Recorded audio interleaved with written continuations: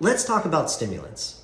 Specifically, let's talk about the stimulants that are used to treat ADHD or ADD.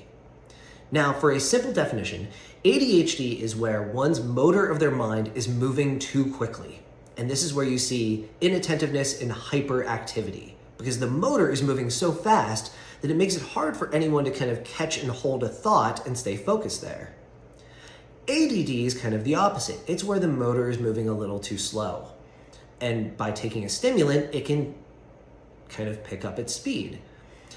However, also for taking a stimulant for someone whose motor naturally runs a little too quick, it can actually help them slow down and catch and hold that focus. However, stimulants, truth be told, will help anyone, regardless of having an ADD or ADHD diagnosis, improve their focus. And this is where you see it get abused by, like, say, a college kid who doesn't study for their test, who then buys Adderall and inappropriately takes it by snorting it instead of consuming it orally, staying up all night for the test, and then using that to focus. So it does have potential for abuse there. The other things with stimulants are that they do increase your heart rate and blood pressure, they can suppress hunger, and they can actually make your teeth grind too. So that's a concern, especially when we prescribe these to kids. Now, ADHD is more prescribed and more diagnosed in boys than it is for girls.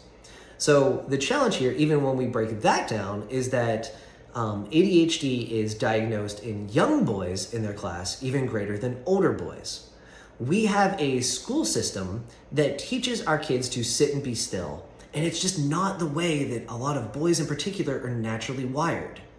So when we think about this from an evolutionary standpoint, when people were out hunter-gathering and we were out in the wild looking for roots and nuts and berries and fruits to consume, you wanted genetic variances on the team so that some people on the team would be able to be more focused and others would be more hypervigilant. And it'd kind of be like squirrel, squirrel, squirrel, saber-toothed tiger, saber-toothed tiger, saber-toothed tiger. You wanted some people on the team with a level of ADHD to help protect the overall whole of the team.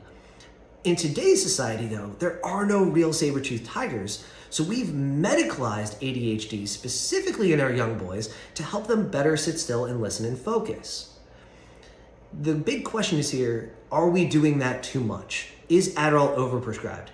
And is it being abused by college students? Most certainly. Is it being disproportionately prescribed to boys? Statistically, yes.